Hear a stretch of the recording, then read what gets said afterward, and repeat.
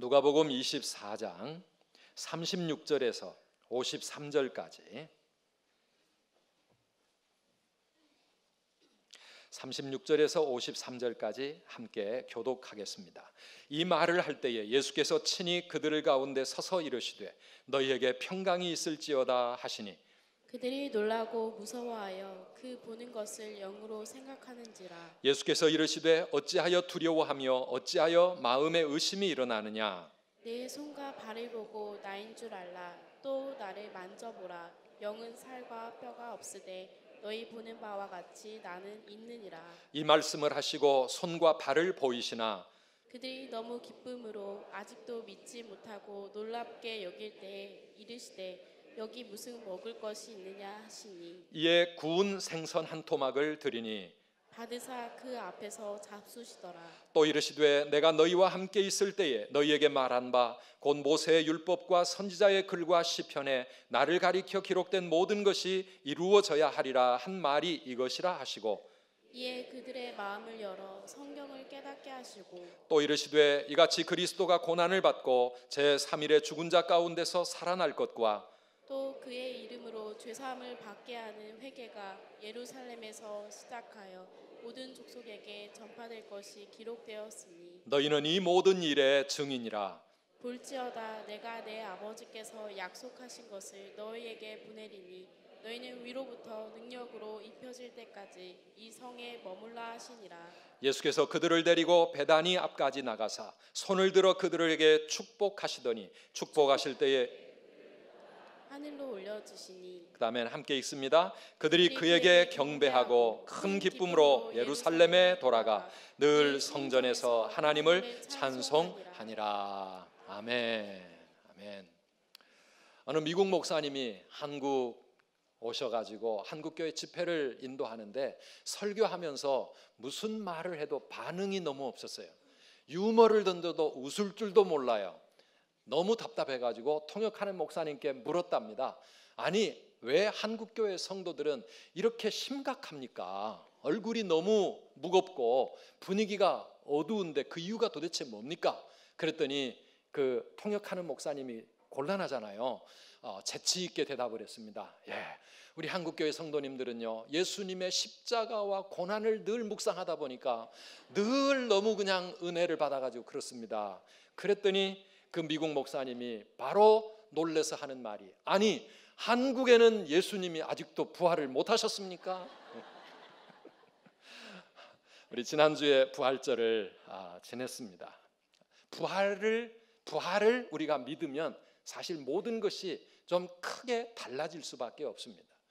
예수님이 다시 부활하여 살아계신다는 것을 깨닫게 되면 우리의 삶은 달라져야 합니다. 우리는 날마다 부활절을 맞이합니다. 여러분 아멘이십니까? 1년에 한 번만 부활절이 아닙니다. 예수님이 지금도 살아계시기 때문에 우리는 날마다 부활절의 기쁨과 감격을 누리면서 하나님께 예배하는 것입니다.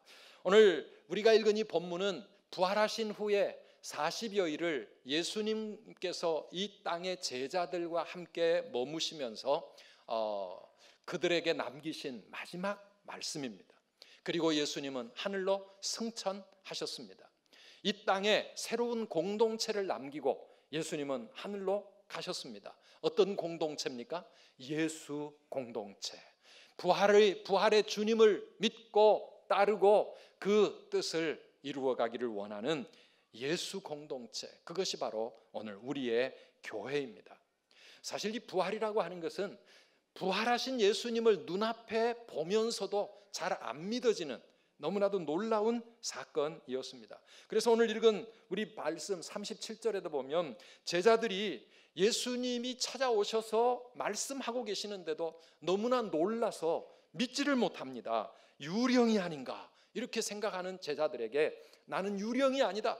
유령은 몸이 없지만 나는 너희들이 내 손과 발을 만져보아라. 나는 몸이 있고 뼈가 있는 몸을 가진 사람이다. 내가 다시 살아났느니라. 이렇게 제자들에게 부활의 확신을 심어 주십니다. 그리고 음식을 좀 달라 그래서 제자들이 보는 앞에서 음식도 먹습니다.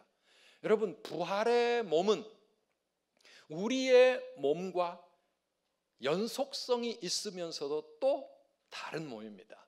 예수님이 십자가 지시기 전에 예수님과 부활하신 예수님, 똑같은 예수님이고 같은 몸인데 그런데 다른 몸이에요. 바로 얼마 전에 엠마오에 계셨는데 순식간에 지금 예루살렘에 찾아오십니다.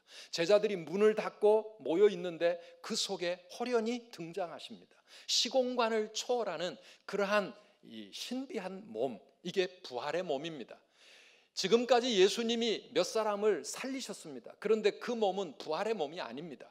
예수님이 부활하신 이 몸은 앞으로 우리가 이 세상을 떠난 후에 천국 갈 때 변화되어 우리가 입게 될 부활의 몸, 영광의 몸, 새로운 몸인 줄 믿습니다.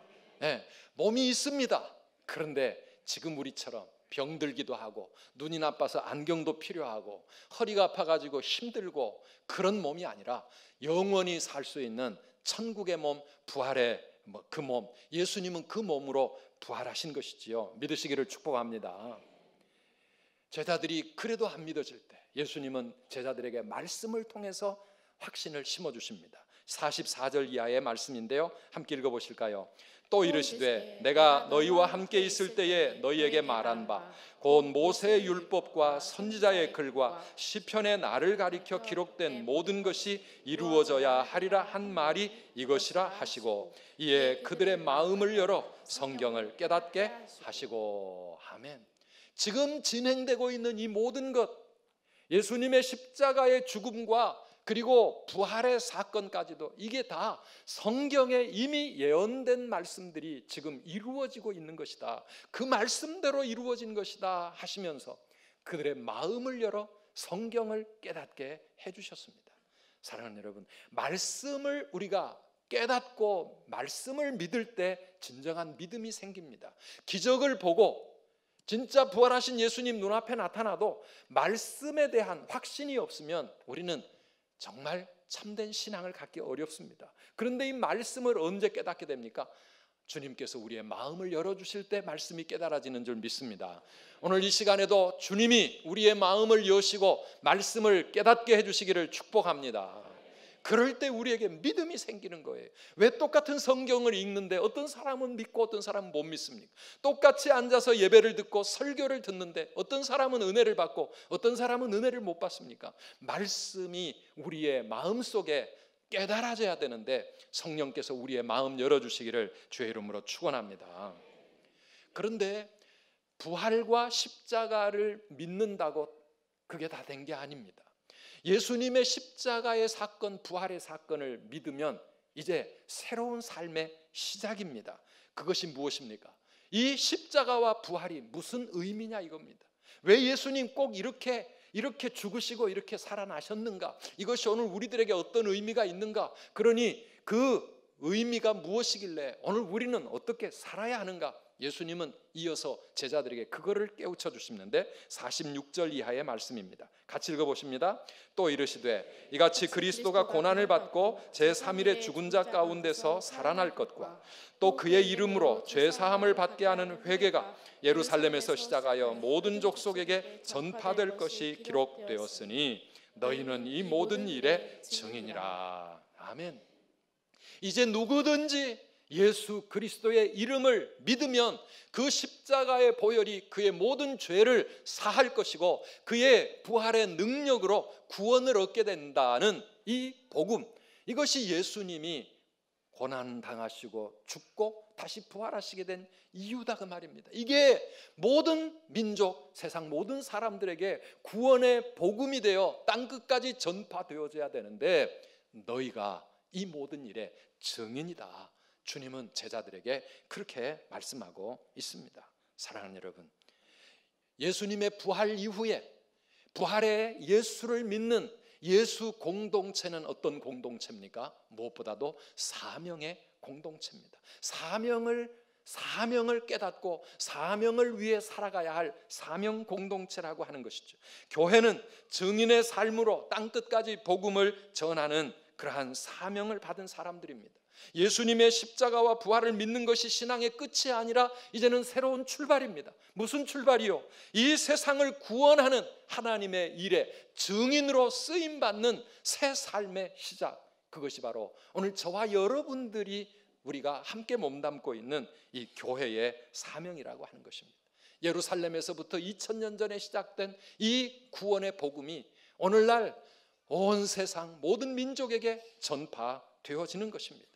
그 사명을 자기 사명으로 깨닫고, 아, 이게 내가 해야 될 일이구나, 이 사명이 내 사명이구나, 이렇게 그 사명을 붙잡고 자신의 인생을 들여 130여 년 전 이 땅, 이 코리아, 이 조선 땅에까지 왔던 그 선교사님들이 있었기에 오늘 저와 여러분이 이 자리에 있게 된 줄 믿습니다. 세상 모든 민족에게 이 복음이 전해져야 될 텐데, 너희가 그 증인이라고 하신 이 주님의 말씀을 가슴 뜨겁게 받아들이고 자신의 인생을 그 일에 헌신한 그분들 때문에 오늘 우리가 예수 믿게 된 겁니다. 오늘 새가족 환영에 많은 분들, 어떤 분들은 다른 데서 신앙생활을 하시다가 오신 분도 있지만, 어떤 분은 누군가가 이 귀한 십자가와 부활의 복음을 전해 주었기 때문에 예수님을 알게 되고 하나님을 믿게 되고 오늘 이 자리까지 오게 된 것 아니겠습니까? 사랑하는 여러분, 그런데 이 전도와 선교의 사명을 우리에게 하나님은 맡겨주셨는데, 며칠 전에 발표한 한국교회 어떤 통계를 보니까 한국의 기독교인들 50.1%가 작년에 전도를 한 번도 하지 않았다, 그런 통계가 나왔습니다. 전도를 한 번도 하지 않은 사람 50.1%가 전도를 안 하고 살아갑니다. 이것이 우리 한국 교회의 위기가 아니겠습니까? 물론 전도가 어렵습니다. 전도가 힘들어요. 우리 제자반을 지금 몇 주 전에 시작을 했는데, 나눔을 해보면 모든 사람들이 다 걱정하는 것이 매일 전도해야 될 이 숙제를 어떻게 할까, 전도가 너무 힘들어요, 그런 얘기합니다. 전도를 우리 너무 힘들게 생각하시면 힘듭니다. 어떤 사람은 전도 그러면 늘 생각나는 이미지가 띠를 띠고 마이크를 잡고 전철역을 다니면서 예수 믿으면 천국 가고 안 믿으면 지옥 가니까 이러면서 사람들에게 광장에서 외치는 것, 이런 것 생각하면 전도는 힘들죠. 그런데 오늘 예수님은 뭐라고 말씀하십니까? 전도는, 함께 따라합시다. 전도는 증인의 삶입니다. 예수님 살아계시는 그 증거를 우리의 삶을 통해서 세상 사람들에게 보여주는 증인으로 살아갈 때 전도가 이루어지는 거예요. 며칠 전 운전을 하다가 방송을 듣는데 어떤 분이 그 방송에 그런 푸념을 늘어놓습니다. 저는요, 세입자로 살아가고 있는데 집주인이 시도 때도 없이 찾아와가지고 교회 가자고 전도를 하는데 미칠 지경입니다. 나는 불교인인데 하루빨리 나도 집주인이 되고 싶어요. 그런 얘기를 하더라고요. 일반 방송인데 전화 메시지로 그런 이야기를 방송에 흘려보내는 이야기를 들었습니다. 여러분, 우리가 감동 없이 말로만 전도하면 강요한다고 되는 게 아닙니다. 그런 전도는 실패할 수밖에 없습니다. 예수 믿는 증인의 삶을 통해서 사람들의 마음이 열려지고 저들의 마음에 감동이 와야, 그래야 예수님 믿어보려고 교회로 찾아오게 되지 않겠습니까? 증인의 삶을 먼저 살지 않으면 우리가 전도할 수가 없어요. 증인의 삶이 어떤 것입니까? 내 삶에 고난이 오고 시련이 오고 엄청난 문제가 터진다 할지라도 내가 믿는 예수님은 지금도 죽음을 이기시고 다시 살아나신 살아계신 하나님, 전능하신 주님임을 믿기 때문에 두려워하거나 원망하거나 불평하거나 절망하지 아니하고 믿음으로 우리 주님을 붙잡고 이겨내는 그 삶의 모습, 이걸 우리가 우리 이웃에게 보여주면 저들의 마음속에, 야, 저 사람들은 이상한 사람들이야, 어떻게 저런 일을 당하고도 저렇게 웃으며 살 수 있지, 어떻게 저런 어려운 상황 속에서도 끊임없는 기쁨과 감사가 나올 수 있을까? 그들이 우리를 보며 우리의 삶의 비밀을 알고 싶어하는 것, 이게 증인의 삶이 아니겠습니까? 직장 생활하고 사업을 하면 세상에서 검은 돈의 유혹을 받고 뇌물의 유혹을 받고 살짝만 눈 감으면 큰 돈을 챙길 수 있는 그런 기회가 주어진다 할지라도 나는 살아계신 우리 주님 앞에서 믿음으로 살아가는 사람이니 나는 결코 그렇게 살지 않는다. 언제나 진실하고 정직하고 성실하게 본이 되는 삶을 살아가는 것, 이런 게 증인의 삶이 아니겠습니까? 하나님의 그 놀라운 십자가 사랑으로 내 모든 죄를 용서해 주시고 나를 구원해 주시고 나를 사랑하신 그 하나님의 사랑을 내가 믿기 때문에 나도 다른 사람들을 용서할 수 있고 원수 같은 그 사람들도 품어줄 수 있고 연약하고 보잘것없는 사람들에게 내가 사랑의 손을 내밀어서 저들을 섬겨줄 수 있는 이런 삶이, 그게 증인의 삶이 아니겠습니까? 이번 부활절을 맞으면서 우리 이웃사랑위원회가 우리 이웃사랑의 대상자들에게 작은 선물을 전달하려고 오늘 아마 우리 목자님들한테 다 연락이 간 것 같아요. 137개 우리 목장에서 우리 이웃사랑으로 실천하고 있는 112분의 가정에 작은 선물을 전달합니다. 사랑하는 여러분, 이런 것들이 뭐예요? 이런 게 정말 살아계신 하나님, 부활하신 예수를 믿는 신앙인들임을 우리가 저들에게 증인으로 사는 겁니다. 이런 증인의 삶이 저와 여러분들의 삶이 되기를 축복합니다. 세상 사람들은 돈 있는 거 자랑하고 좋은 아파트 자랑하고 좋은 차 굴리면서 뻐기며 돈 자랑하며 살지만 나는 그런 거 없어도 내 마음에 꿀릴 것 없고 부러울 것 없고 나는 하나님 사랑, 주님의 그 은혜, 그리고 이 땅에서 이 세상을 살리는 구원의 사명자로서 살아가는 그 일에 내 인생의 보람과 의미를 찾으면서 꿋꿋하게 살아가는 그런 성도의 삶이 바로 증인의 삶인 줄 믿습니다. 우리가 그렇게 살아갈 때 세상은 우리를 통해서 주께로 돌아오게 되는 것입니다. 우리 다음 주일부터 6주 동안 우리 교회는 새생명 전도운동 기간입니다. 우리가 어떻게든지 우리의 가슴 속에 구원하기를 원하는 영혼들을 가슴에 품고 이번 주간 여러분들 옆에 하나님이 붙여주신 영혼들을 찾아보시기를 바랍니다. 저 멀리 모두가 인도네시아 갈 수도 없고 아프리카 갈 수는 없습니다. 그러나 오늘 나에게 내 옆에 만나게 하신 그 사람들이 하나님이 내게 맡겨주신 영혼들이다. 직장에서 만나는 사람들, 학교에서 만나는 사람들, 이웃에서 만나는 그 사람들에게 내가 주님의 이 사랑과 살아계신 주님의 이 복음을 전하기를 꿈꾸면서 사랑하는 여러분, 이번 주간부터 잘 준비하시기를 주의 이름으로 축원합니다. 함께 동참합시다. 전도해야 될 다른 사람들이 나 때문에 구원받게 되고 전도할 때 이 땅에 교회가 든든히 세워질 뿐만 아니라 사실 전도할 때 내 영혼이 살아나는 줄 믿습니다. 내가 사는 길이 뭐냐? 전도하는 길이에요. 다른 사람 살리는 길. 그때 내가 그들을 신앙으로 인도하기 위해서 내 자신을 하나님 앞에서 끊임없이 세워나가게 되고 더 믿는 자답게 그렇게 증인답게 살려고 꿈틀거리는 것, 이게 내가 사는 비결 아닙니까? 어떤 사람들은 그런 얘기하는 게 제 귀에까지 들려와요. 선두교회 다 좋은데 전도만 좀 강조 안 해주면 좋겠는데, 전도하라는 말만 좀 안 하면 교회 참 마음 편하게 잘 다닐 수 있는 교회인데, 여러분 그런 이야기를 혹시 들으신다면 얘기해 주십시오. 그래, 그러니까 선두교회가 좋은 교회야. 전도하라는 말 안 하는 교회, 그 교회는 죽은 교회야. 그 교회 다니면 큰일 나. 네 영혼도 죽을 거야. 여러분, 우리 교회는 첫 번째 사역의 비전이 뭡니까? 복음을 누리며 전하는 교회예요. 복음을 누리고 내가 누릴 뿐만 아니라 이 복음 전하지 않으면 나도 망하고 교회도 망하고 세상도 소망이 없어지는 것입니다.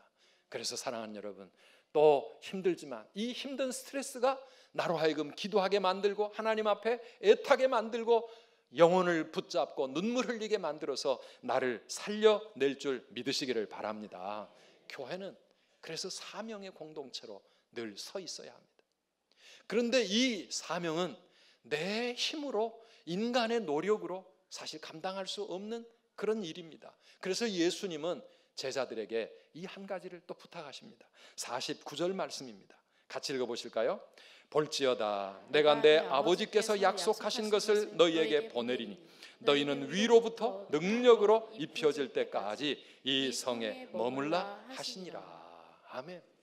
아니, 아버지께서 약속하신 것은 뭐고, 능력으로 위로부터 능력으로 입혀지는 것은 무엇입니까? 이 누가복음의 제2편인 사도행전은 이 말씀을 이렇게 풀어갑니다. 사도행전 1장 4절 5절입니다. 함께 읽어봅시다.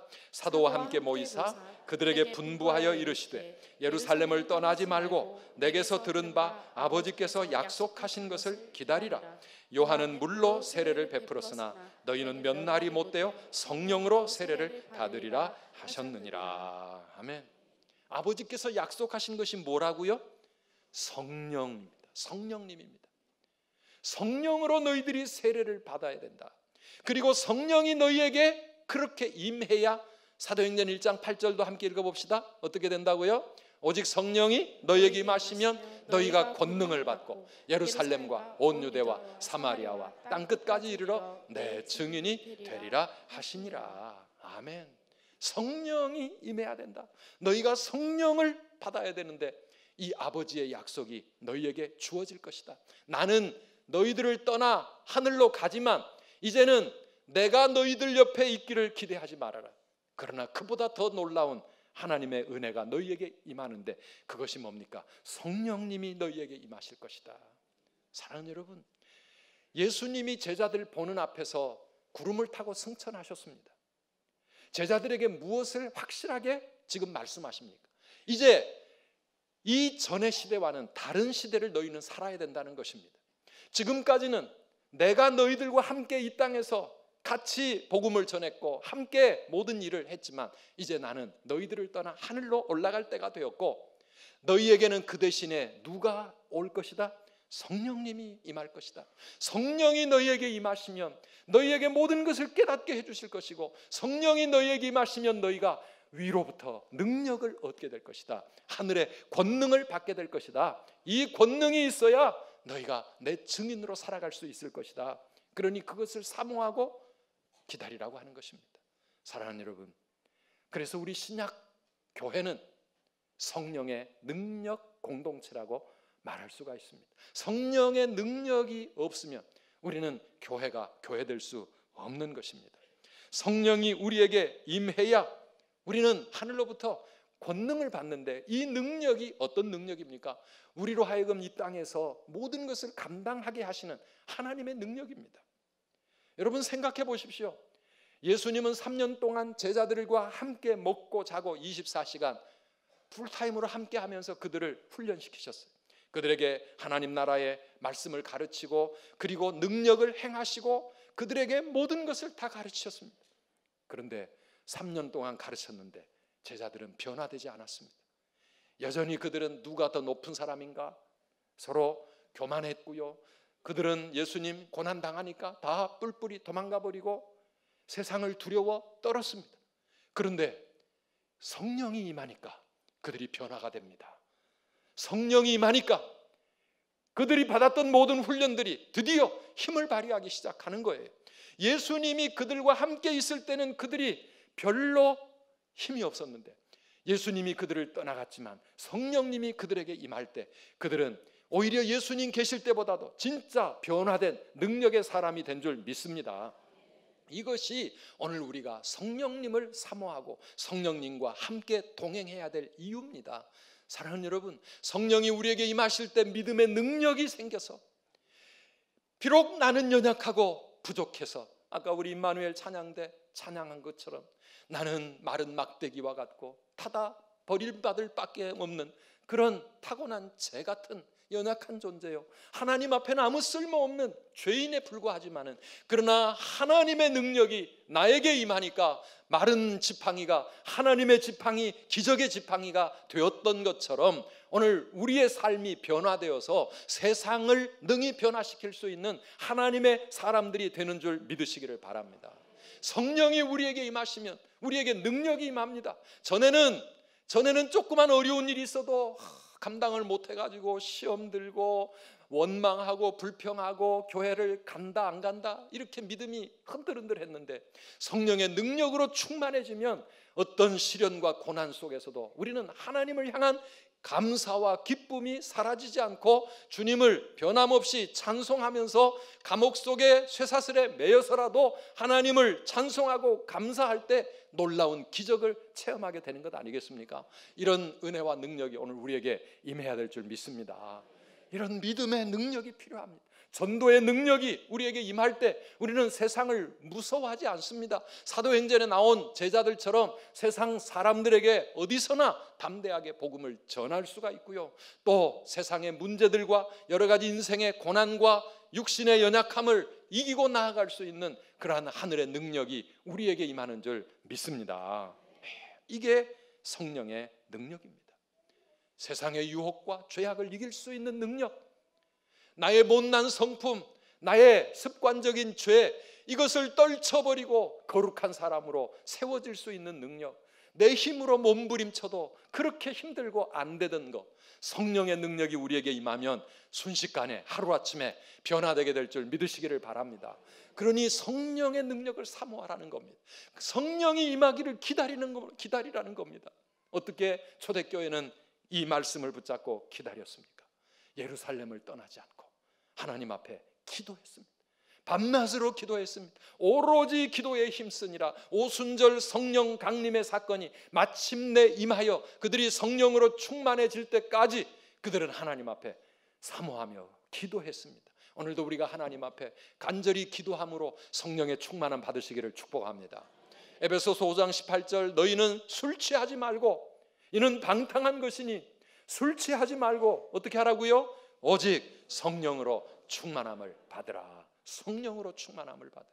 세상의 술에 취하지 말고 세상의 쾌락에 취하지 말고 돈 욕심 거기에 마음 빼앗기지 말고 성령 충만해지면 하늘의 기쁨과 하늘의 능력과 놀라운 하나님의 사랑이 우리의 삶을 새롭게 변화시키실 줄 믿으시기를 바랍니다.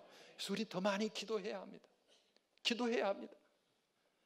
고난주간 지나갔고 다니엘 세일이 끝났지만 여전히 우리가 기도해야 되는 이유는 기도하지 않으면 우리는 성령 충만할 수 없고 성령으로 충만해지지 않고서는 우리는 세상을 이길 수도 나를 이길 수도 없기 때문입니다. 성령 충만하시기를 사모합니다. 마지막으로 예수님의 부활 이후 이 땅에 세워진 예수 공동체, 우리 교회는 성전 중심의 공동체라고 말할 수가 있습니다. 성전을 중심으로 살아가는 그런 공동체가 되었습니다. 52절, 53절 우리 함께 읽어보시겠습니다. 그들이 그에게 경배하고 큰 기쁨으로 예루살렘에 돌아가 성전에서 하나님을 찬송하니라. 아멘. 늘 성전에서 하나님을 찬송하니라. 이것이 초대교회로부터 그리스도인들의 삶의 특징이 되었습니다. 성전을 중심으로 예배하며 찬송하며 그렇게 살아가는 겁니다.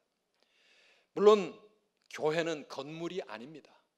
신약의 교회는 눈에 보이는 건물이 아니라 우리 예수 믿는 우리 자신이 성전이고 그리고 우리의 모임이 하나님의 성전입니다.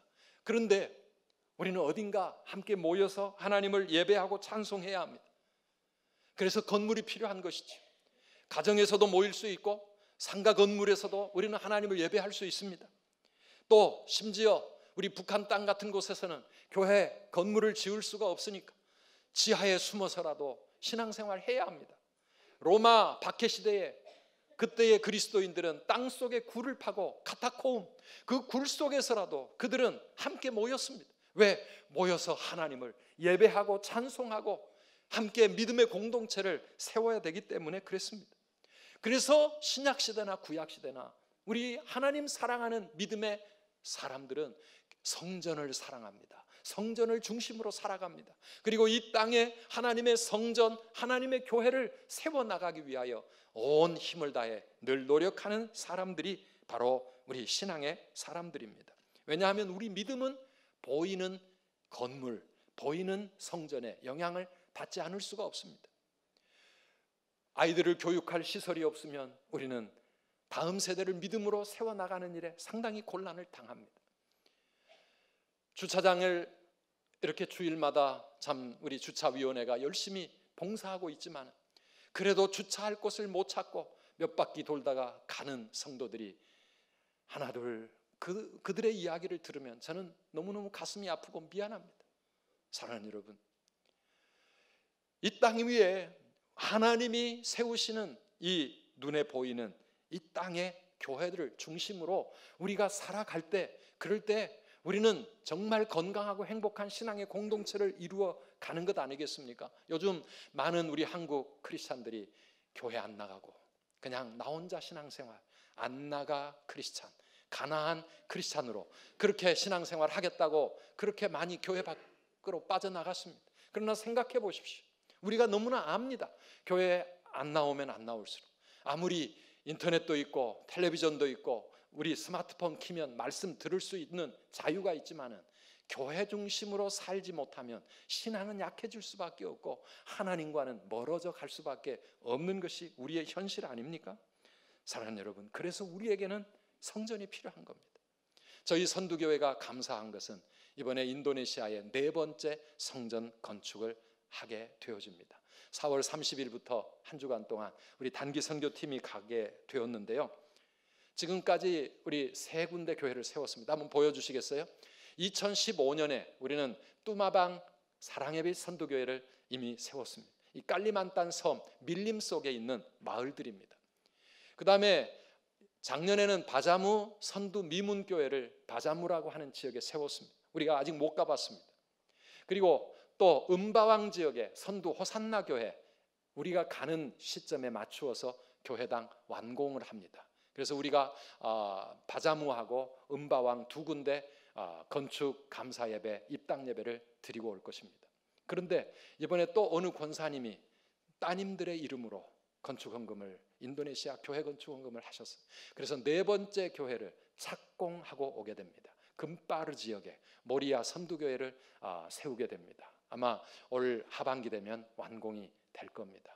사랑하는 여러분, 왜 우리가 이렇게 인도네시아, 우리와 아무 상관도 없는 그 땅, 어떻게 보면 밀림 속에 있는 그들을 위해서 이런 일을 굳이 해야 될 이유가 뭡니까? 이 금빠르 4번째 교회 지역은요, 차로도 갈 수가 없어요. 그래서 스피드보트를 타고 강을 타고 올라가야 되는 그런 지역입니다. 그런데 저의 마음속에는 이게 얼마나 뜻깊고 귀한 일인지, 제가 태어나서 8살까지 자랐던 저 시골 마을에 교회가 하나 있었습니다.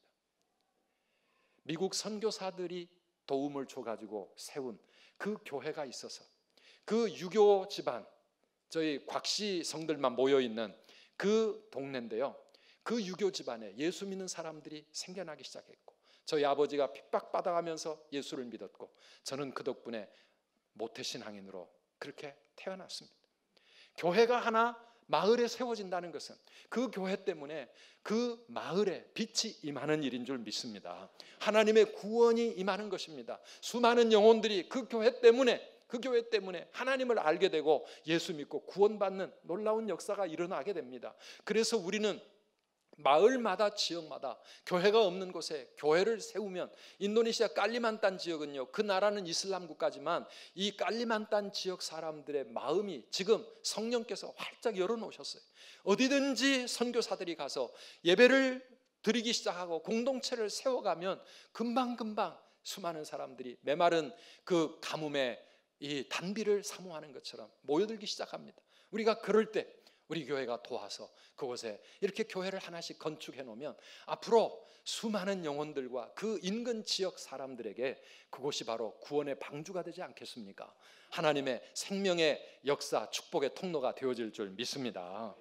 이게 우리 복음의 빚을 갚으며 살아가는 것입니다. 사랑하는 여러분, 우리 선두교회도 성전 건축의 꿈과 비전을 하나님이 주셨어요.